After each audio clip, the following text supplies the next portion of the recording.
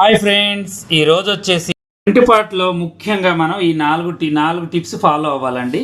అప్పుడే మనకి బ్లౌజ్ అనేది సెట్ అవుతుంది. ఫస్ట్ మనము ఈ యొక్క షేప్ బెల్ట్ కిందికి మలచాలా లేకపోతే పైకి మలచాలా ఆలోచించుకోవాలి.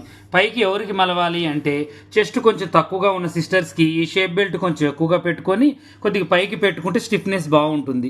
ఒకవేళ చెస్ట్ ఎక్కువగా ఉన్న సిస్టర్స్కి అయితే కొంచెం కిందికి మలుచుకోవాలి. ఇది ఒకటి బాగా ఫాలో అవ్వాలండి. ఫ్రంట్ పార్ట్లో ఇలా ఫాలో అయితే మీకు ఏంటి అంటే చెస్ట్ బట్టి ఈ యొక్క ప్రాబ్లం అనేది సాల్వ్ అవుతూ ఉంటుంది. ప్రతి సిస్టర్కి ఈ ప్రాబ్లం అనేది ఉంటుంది. అందువల్లనే ఈ చిన్న చిన్న టిప్స్ అనేది చెప్తున్నాను.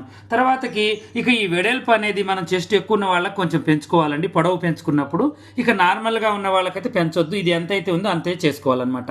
ఈ చిన్న చిన్న టిప్స్ మన పాషా టైలర్ యూట్యూబ్ ఛానల్లో చాలా పెద్ద వీడియోలు పెడుతున్నానండి. ఇందులో మీకు అర్థమయ్యే రీతిలో చిన్న చిన్నవి పెడుతున్నాను. ఇలాగే మరిన్ని మంచి మంచి వీడియోస్ కోసం మా ఛానల్ చూడండి. అలాగే పెద్ద ఛానల్ చిన్న